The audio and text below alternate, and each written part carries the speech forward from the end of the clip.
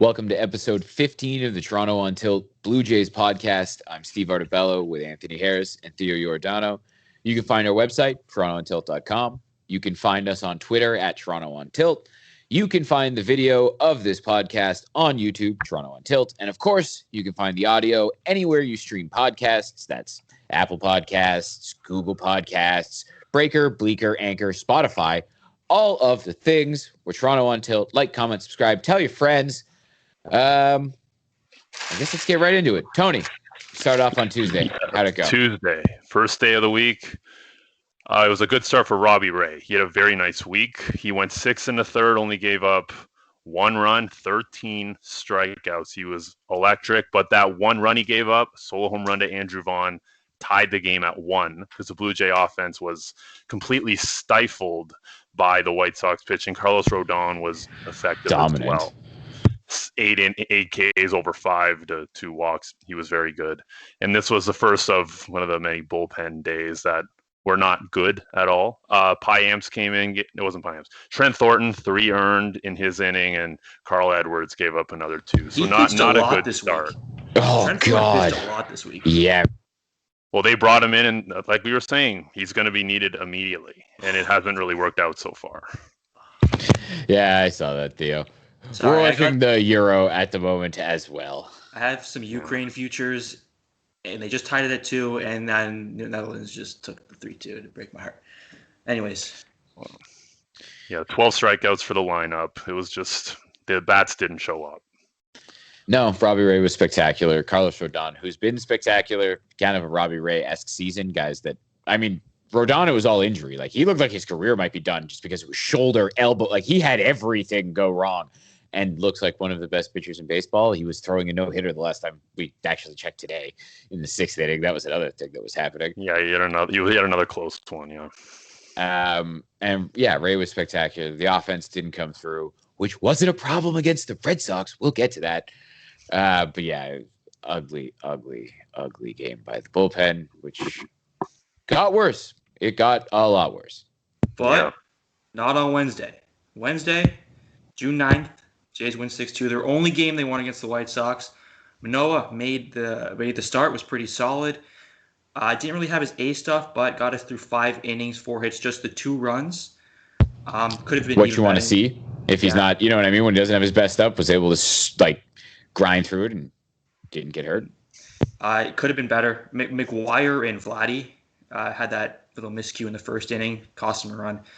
But on offense, kind of spread our tires. Lance Lynn, White Sox got pretty good pitching, pretty under the radar good pitching. Really good pitching. Yeah. Veteran pitcher, like a veteran staff, guys that have been good, that have, championship guys. You know what I mean? Like, they've been on. And we dodged Giolito too.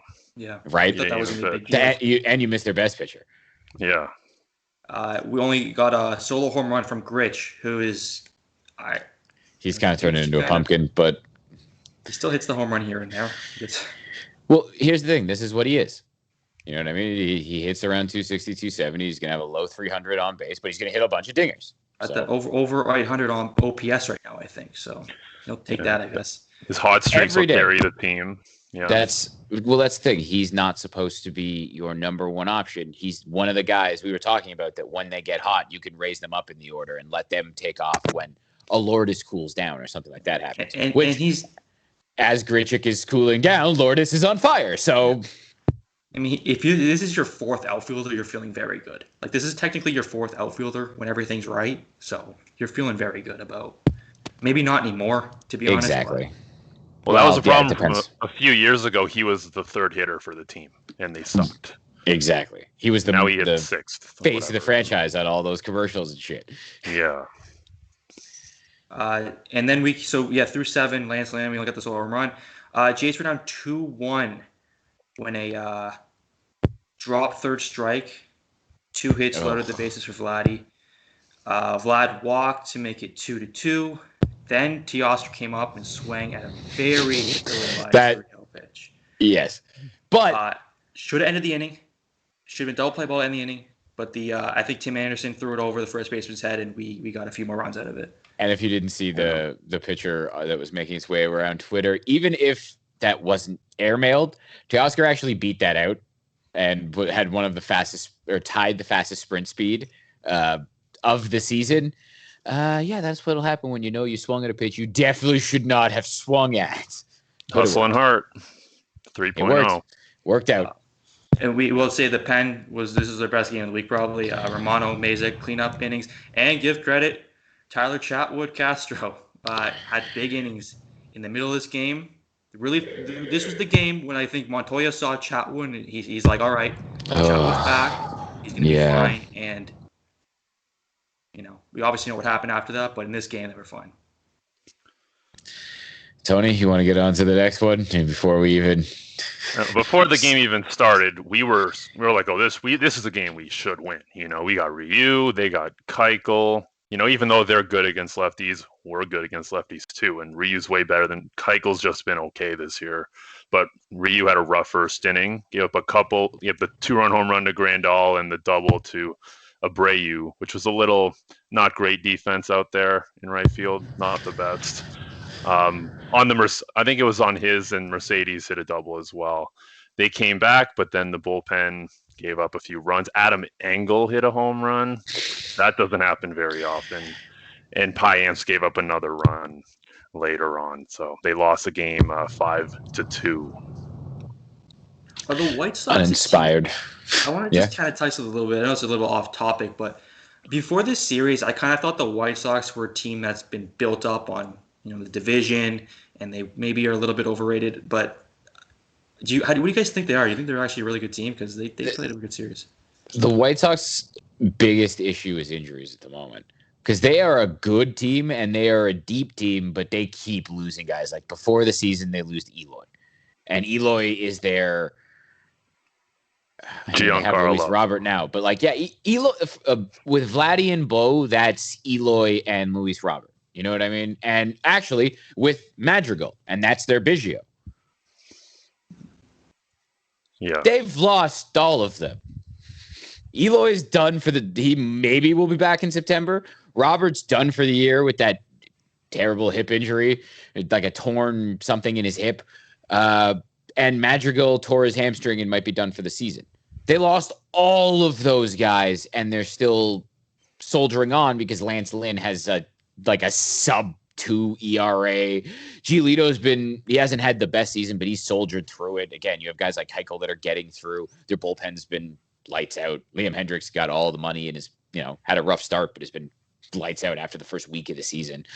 The White Sox are a good team, but with all these injuries, I don't know how much longer it can last. Like in the division, they're going to be fine, but in terms of being like the team that might come out of the American League, I think they've just lost too many guys to be that team anymore.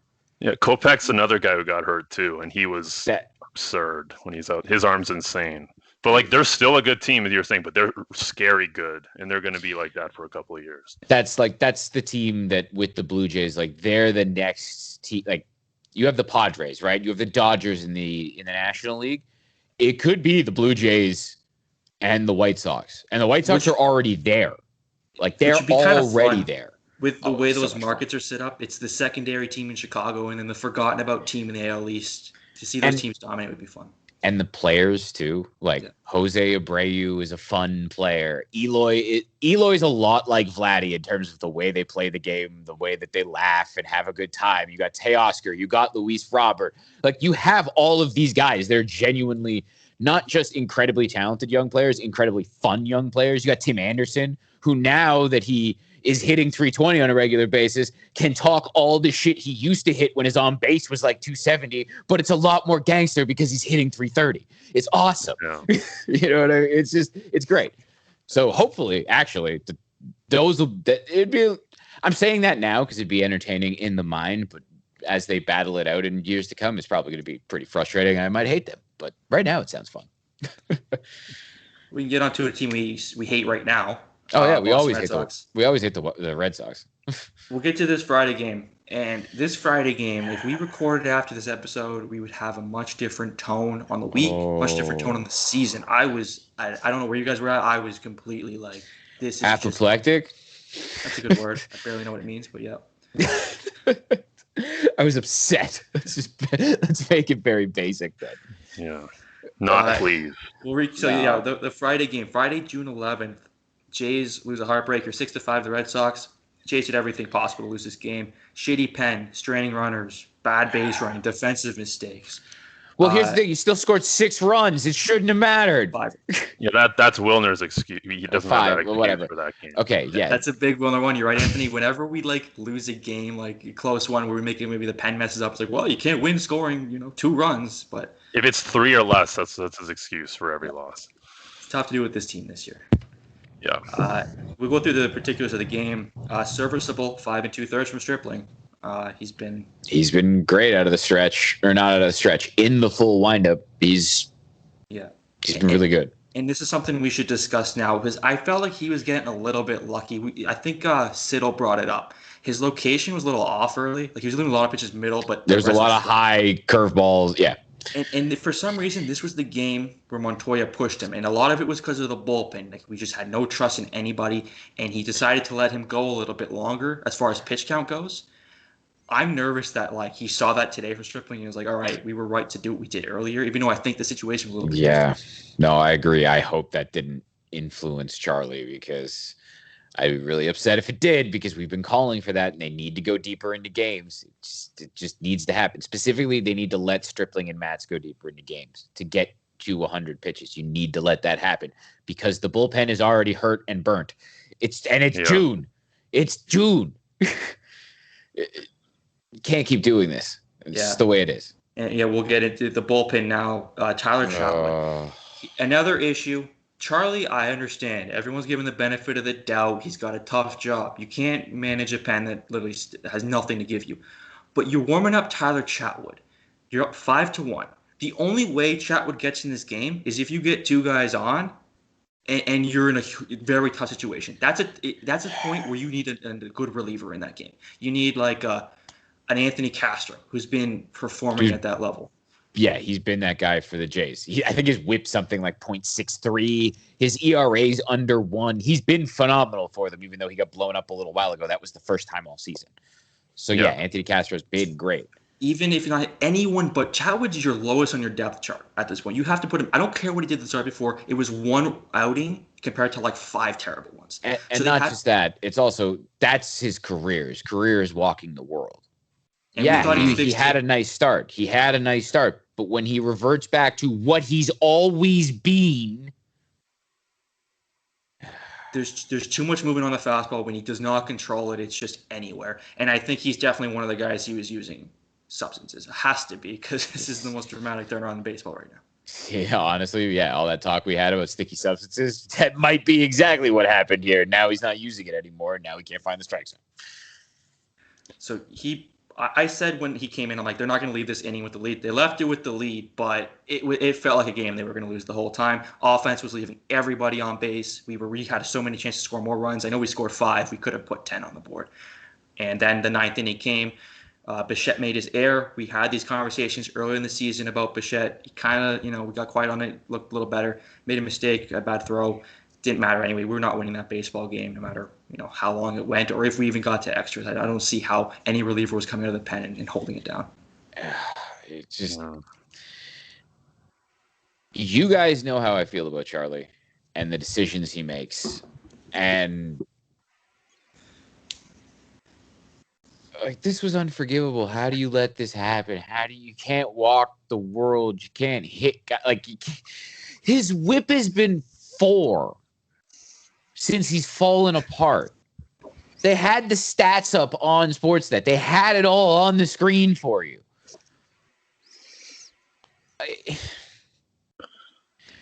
Theo, you wanted to talk about this. You brought this up before the podcast. And the rest of, I guess we probably should wait to get to it because the rest of the game and the way that this series went and the way the offense went is kind of what led to this. It's what makes this the most frustrating team because we're seeing an offense in a year where no one's hitting, who is absolutely hitting everything right now. They're doing things that are just so impressive.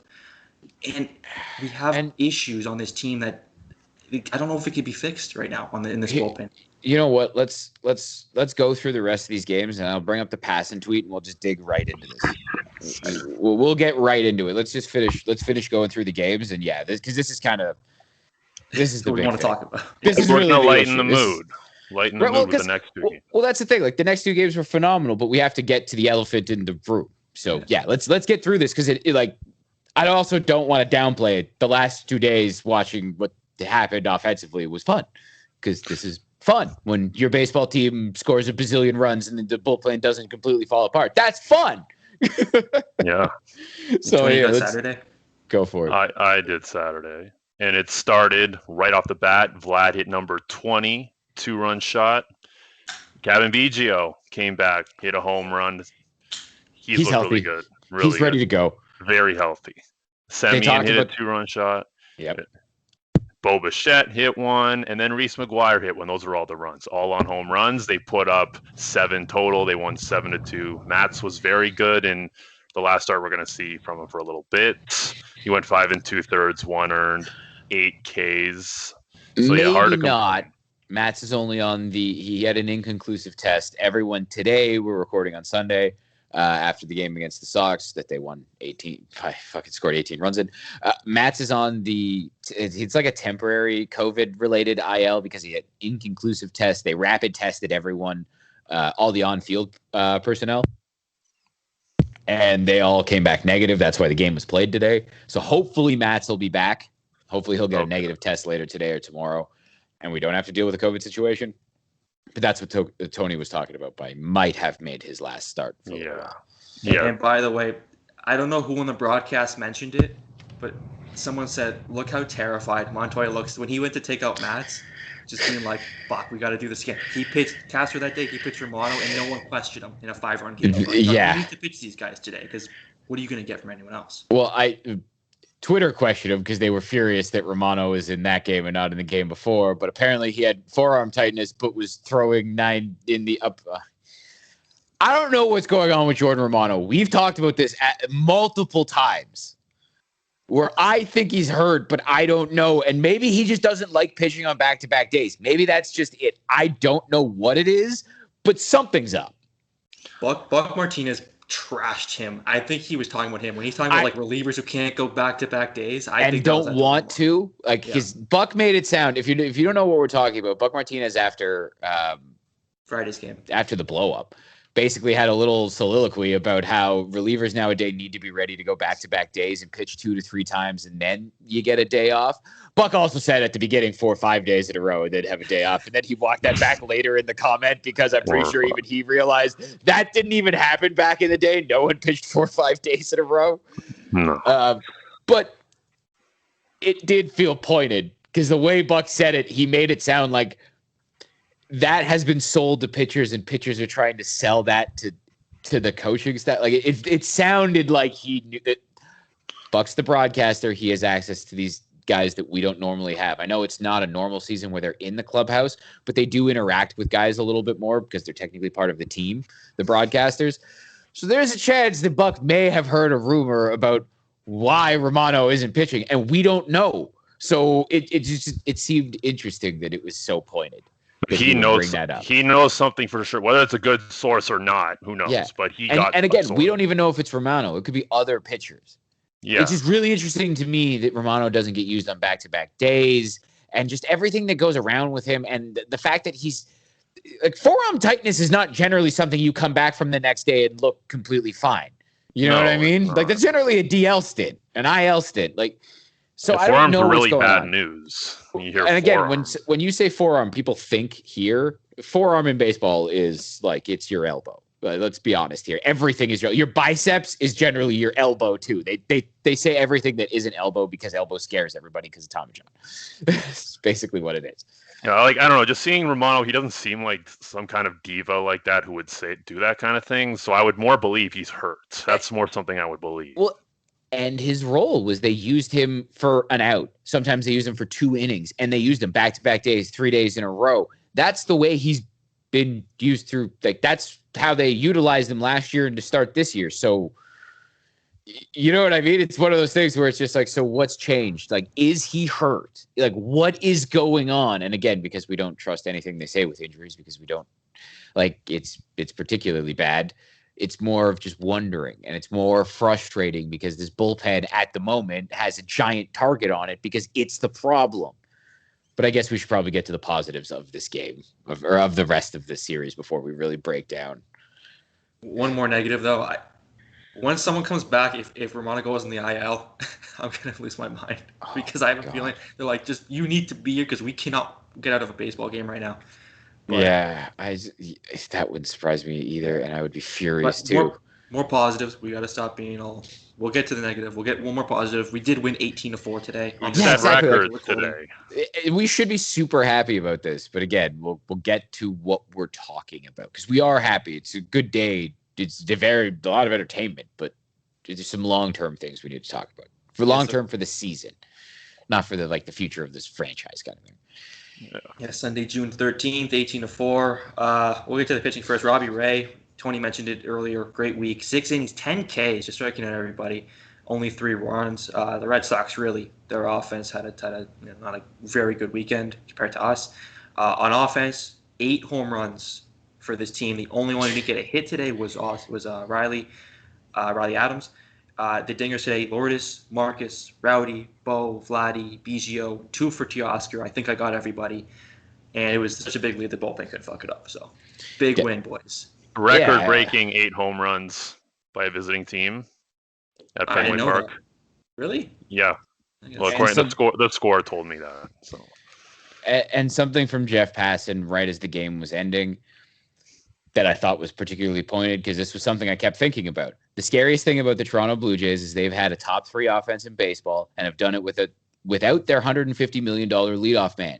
8 home runs and counting in Boston today, and George Springer's nearing his rehab assignment. They're frightening with more pitching. Yeah. So we could talk for days about how awesome it was to watch Teoscar have 2 dingers and 6 RBIs and watch Vladdy destroy baseballs, go Oppo Taco and Fenway. Watch Kevin Biggio hit an Oppo Taco dinger over the monster. Let me just say something really nice about Kevin Biggio, again, before we get into the negative thing. We talked about all the injuries to the hand that was causing a lot of issues at third base to start the season. And then we find out the whole cervical spine thing, and he's basically had a stiff neck and a messed up neck for at least half of the season he was playing with it. And then he instantly comes back and looks exactly like the Biggio that ended the season prior. And you start to go, well, if that is in here, this Jays team could use another bat. They could always use another bat, but you could definitely use a left-handed bat. And if he's hitting for power like that, with the type of eye he has at the plate, that is incredibly exciting with the way this offense is looking, and George Springer's not back yet, like Jeff Passan said. It's super exciting. It's awesome. But, Theo, you were the one who brought this up. Frame this. Things need to change now. Here's my issue. I have a concern that this management and this front office thinks our only issues are these injuries to the bullpen. That they think when we get healthy, when these relievers come back, this team's going to be great. We're going to have a good bullpen again, like we did at the beginning. Neglecting the fact that we have a lot of guys who were hurt, who overperformed when they were healthy. Merriweather, how much do we know about him? I used to joke around that I don't believe he's a real person because he was always hurt and we never saw him on the mound. Now we've seen he can hit triple digits and has a 79-mile-an-hour changeup. And, yeah, that looks like a fucking creative player from MLB The Show. Yes, I want that on my team. How many innings has he pitched at the big league level? He's probably had more IL stints than he's had innings pitched. 10 innings. Is that it? It's a very low number. Right? Like it's exactly. It's not a lot. And same with Ryan Barucki. I love Ryan Barucki. I love Ryan Barucki. He seems like a really great dude. His brother is hilarious on Twitter. He couldn't start because of the injury, so you put him in the bullpen, and you figured, okay, he's going to be in the bullpen. That's going to be easier on his arm. And then they're leaning on him as the multiple inning reliever, and then they're having him going back-to-back days. And, hey, Charlie broke him. Yeah. And that's why I don't want to necessarily blame Ryan Barucki. Maybe it's the manager that broke the pitcher. But there's a history there. And like Merriweather, like Theo says, you can't trust them. And then Phelps isn't coming back. Yates is not coming back. Right? So, that's 4 guys that aren't coming. 2 that aren't coming back and 2 you don't know. And then you look at this Hatch and Pearson situation where they're saying, we're not putting in the bullpen. we know the rotation's good, but these guys are starters. We want to stretch them out. So you're basically telling the fan base, you're telling everyone, hopefully we win some games, but this isn't the year to win. That's what I got out of this. I hope that's not the way they're looking at it, but it's starting to feel that way, and it's getting concerning because they need, I want to couch this with, it's June 13th. Not a lot of trades get made. That's very true. The Rays did make a trade. You know what? The Rays did get 2 relievers from the Brewers. The Rays also traded Willy Adames, who might be having a down year, but go look up his Fangraphs page and his former prospect ratings and all of that. Just go look at the show if you play video games. Really, Willy Adames is a pretty damn good and a pretty valuable player. He's been great in Milwaukee. Exactly. So that's why the Rays were able to make that trade. The Rays also have 3 prospects that are top prospects, including the top prospect in all of baseball, who's a shortstop in Wander Franco. So that's why the Rays can do Rays things. Okay? But Theo's talking about this. There needs to be a change of expectations. And at first we talked about, well, this could be fun. You know what I mean? It could be a fun team. And I joked around that it was going to feel like 2015, but before they made all the trades.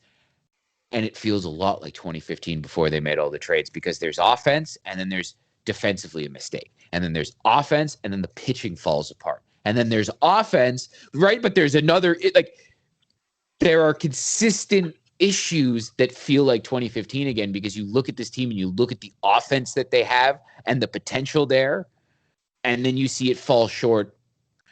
How many games has a bullpen lost this team? How many? They were talking about it in the broadcast in 1-run games where the Red Sox were 17-10 and the Jays were 10-17, right? Some of that is all of the injuries. Some of that is Charlie. But Jeff Passan is the number one reporter in baseball, and he's talking about how terrifying this team is, and they don't have George Springer yet if they can get some pitching. And the annoying thing is, and I don't know, I can't remember the first half of 2015 as far as the rotation goes. Is this rotation performing better than that rotation was? Because it feels like a lot of these guys are really settling in. Robbie with Ray and Ryu is better. It has to be, right? That's exactly. You have Ray and Ryu. You had Estrada, but you didn't have a lot of consistency. Stroman was out. Yeah. So it feels Sanchez win the ERA title that year? Was that no? That the next year. No, that was the next year. Sanchez was still coming out of the bullpen at times that year. Yeah. Yeah. So there were issues, but their offense was always there. And again, they had a great bullpen, and then they burnt the bullpen out. Yes. And then they had to go acquire bullpen arms. And it is different because that team was at the end of the winning era. This is at the beginning. But it is worth considering that. Don't be upset now in July when you're like, where the fuck are these moves? We're right there. We're in the same. The division's amazing this year. We're looking at this division. It's different than 2015. And I don't know if the team sees that they have to make those kind of moves right now. Well, they know that for sure. I think they got to do something. I hope you're not looking at this okay, well, Romano and Dolis and Meza, and that's fine. You know what I mean? Because Dolis is not trusted. I'm out on Dolis being he cannot be trusted. Dolis did this, I think, about this long during last season, and then went on one of those streaks where he just didn't allow any base runners, basically. So I'm not completely out on Dolis, but when he doesn't have it, it is one of the most painful things to watch because it is ugly where he's bouncing balls. He's throwing pitches that are 40 feet. They're not getting 60 feet, 6 inches. They're not even getting 50 feet, 6 inches. He's throwing 40-foot curveballs. And he doesn't even throw a curveball. Someone on Twitter was at least when Dolis is upset, or you were upset at Dolis, he's just as upset at himself. Physically, you see him just he's not happy. It just, I don't know. They need bullpen arms. I've seen bullpen arms get acquired for not very much. They need help. This team needs help. And it can't be Patrick Murphy, God bless his soul.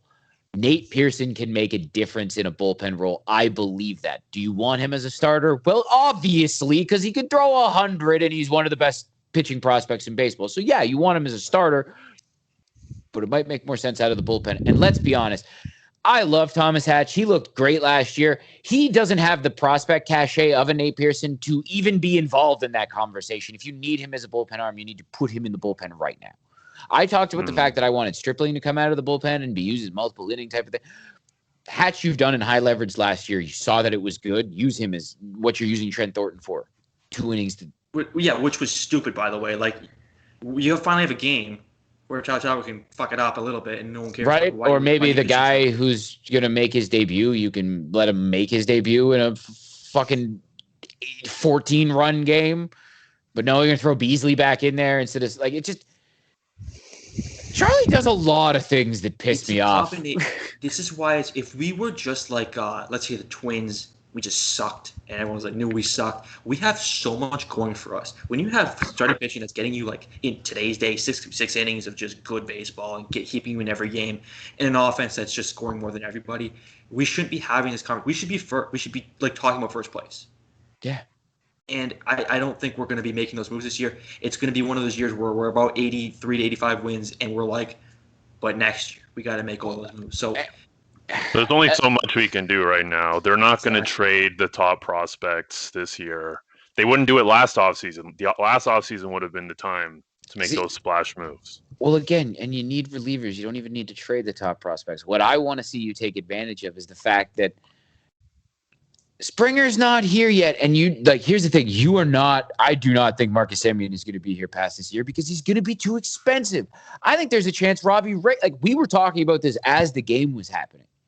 Yes, I would like Buck and Dan were talking about it. Dan talked about, Robbie Ray was the first free agent to sign. He signed a 1-year, $8 million deal because he wanted to be in Toronto. They had a plan with Pete Walker. Hey, maybe they're talking right now, and maybe you get back.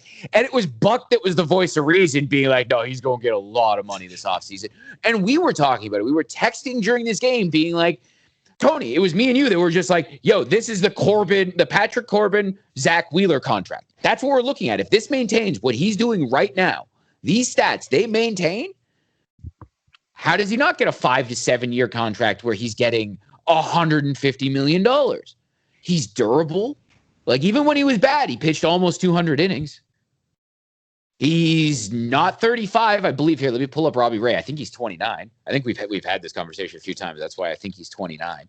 At the same time, he strikes guys out. He might be a lefty, but he's a lefty doing this in the American League East. He's 29 years old. He'll be 30 in October. And we've had the toughest schedule in baseball so far. Right? And oh, yeah, by the way, this is a lefty that has thrown 98 at times this season. Like, he throws 97. He sits around 95. This is not someone you're worried about. At this age, at 29, this is the Patrick Corbin. This is what you're looking at. Unless he decides to take a hometown discount, you're looking at two huge pieces in terms of what they're doing in the offense and in the pitching that just probably won't be here next year. Which is a consideration, saying like, oh, well, we'll have this core next year, so let's just load next year. That is a good point. We might not have those two pieces who are complete, like maybe the two of the most important right now to what's happening with this team. So and those guys, like I don't think they'll be here next year, and it's not because I don't want them, and it's not because I think either of them don't like Toronto. I think Robbie Ray is more than happy to be here. They've never been to Toronto.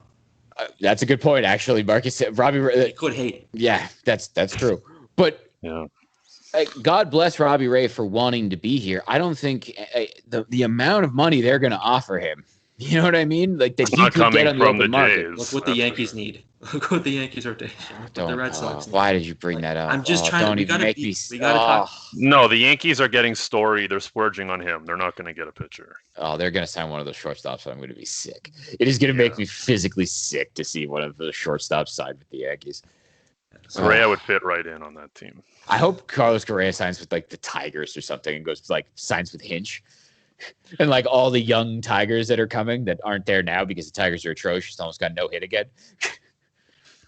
But also just because I don't want to think about Carlos Correa as a Yankee because that would be way too easily hateable. It'd be like the A-Rod thing all over again, where it's just like, oh, this thing and this thing, it's perfect because you can just hate them together. I like the Tigers. Go to the Yankees. I already hate them, and I'll hate them. That's why I'm bringing up the Tigers thing. I'm on that train. I'm hoping that happens. That he leaves the Astros, signs with Hinch in Detroit. Okay. So if we had to put, I think I know your answer, but if you had to target a free agent, Ray, Semien, who are you targeting? Oh, Ray. Yeah. Yeah, of course. No question. We have our young guys. Hopefully we can plug them in. One of them. That's between Groshans, Martin, like there's a bunch now. Between all of those guys, hopefully one of them can fill the hole that Semien's going to leave. And Semien's been great. He's a potential Gold Glove, Silver Slugging second baseman. He really he can't be doing any better, really. Right, exactly. He's recreating the MVP. He's having the exact bounce back that everyone was hoping he would have while transitioning to a new position and playing it at an elite level. It's just like 2 complete home runs. Absolute home runs. And that's part of the reason that we need to talk about changing expectations, because maybe you're there a little sooner than you thought. Like Mark Shapiro liked to talk a lot about how this was a team that lost 94 games 2 years ago. You know what I mean? Like that's true. They did. But if they're here, give them a chance. And I'm not saying trade Jordan Groshans for Josh Hader. I'm not saying trade Austin Martin for a rental starting pitcher. But bullpen arms aren't generally the most expensive things. Are you going to get the elite of the elite? Are you going to get a 25-year-old controllable dude that throws 100 like the Rays got? Well, you're not trading Willy Adames because we just talked about that. Those aren't the type of guys we're talking about. But can you get a guy who's good for one season? Yes, you can. And you can trade a Kevin Smith or another random prospect. Like, look at all the dudes they traded when they got Story and Hawkins and Brant and Lowe and all of those guys they got. Did any of those guys really turn into anything? Story. Did I say Story? Yeah. I didn't say too low. Should have been Story. I was remembering a certain call into Jay's talking about how the Jays should have traded Troy Tulowitzki for Trevor Story. That's what I'm remembering. They should have seen that coming, obviously. You said Story. I'm like, was there a reliever named Story? I was like, no. I confused him with Tulo. But think about it. Like, think about all the guys. Like Jeff Hoffman was the big name. You know who the best guy in that might be? That Boyd. Yeah.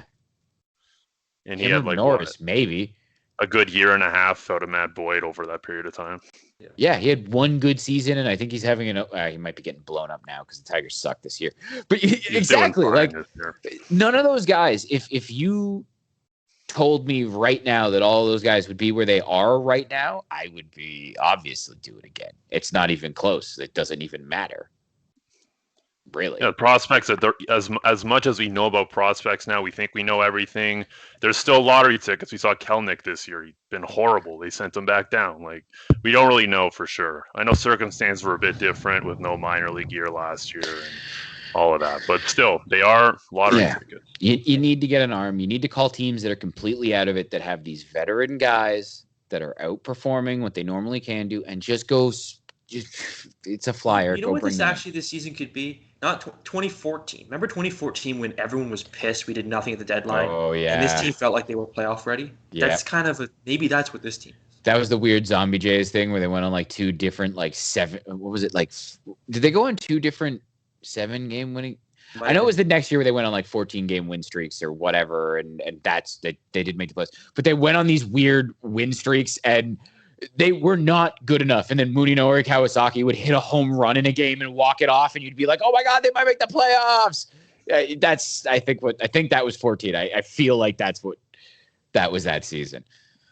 You are right, and even if this isn't an all-in, they owe it to this offense. They owe it to like you see Vlad after games.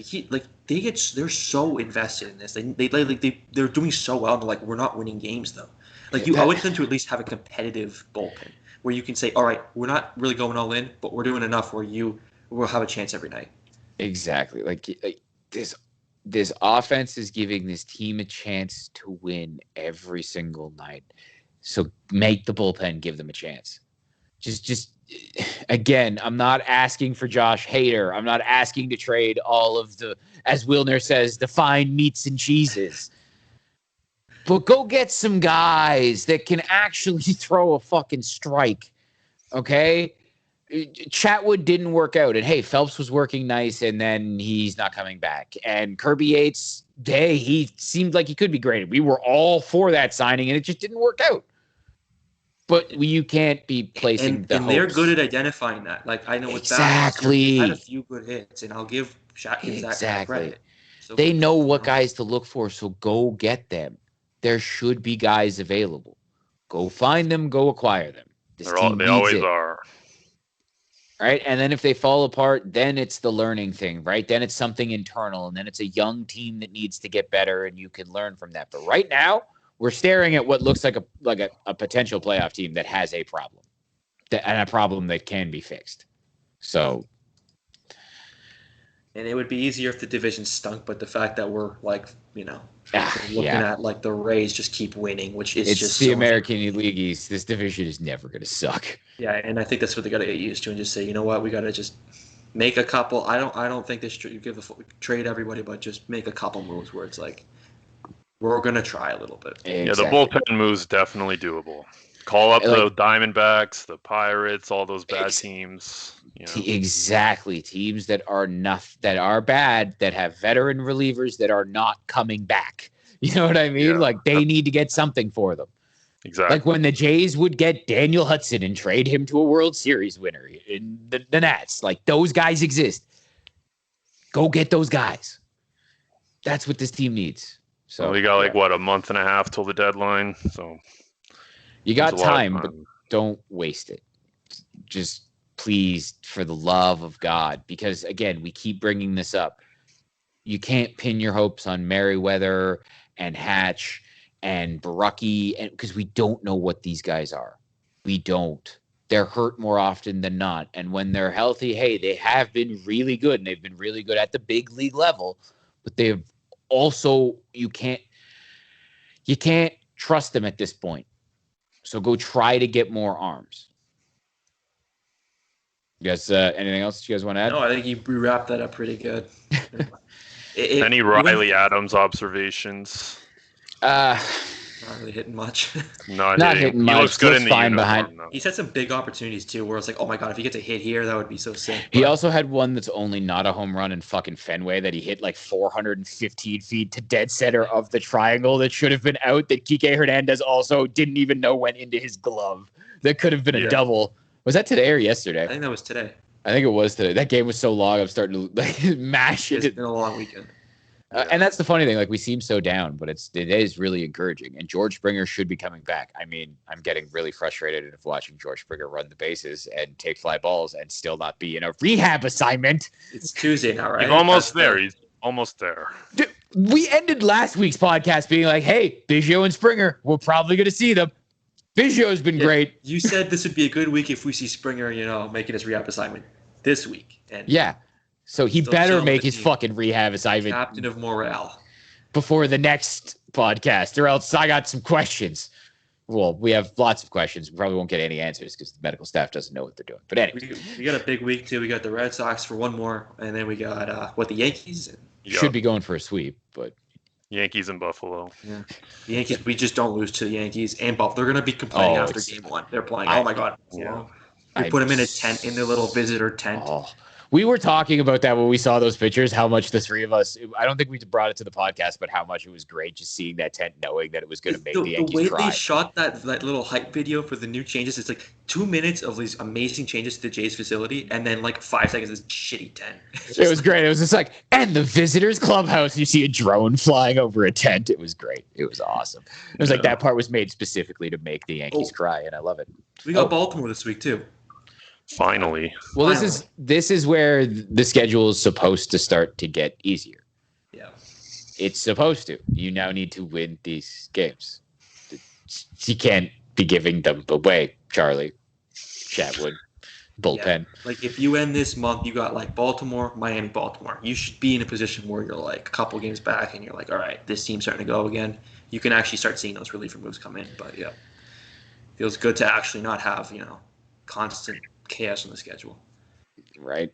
And let's hope the positivity continues. Hopefully. Let's get in a positive mind state. Positive vibes. Exactly. Good vibes only. So that's been it for this week of the Toronto Until Blue Jays podcast, episode 15. A week in review, you could say. I'm Steve Artabello. I'm here with Anthony Harris, Theo Giordano. You can find us at our website, Toronto on Tilt. You can find us, the video. Tony's just waving goodbye to you as I try to drag this out to keep Tony waving as long as possible. You can find the YouTube, the video of this podcast on our YouTube, Toronto on Tilt. And you can find us, obviously, anywhere you stream podcasts. That's Apple Anchor, Breaker, Bleaker, Google Podcasts, Spotify, all of the things. Like, comment, subscribe, tell your friends. Until next time, Tony can finally stop waving. We'll see you guys later.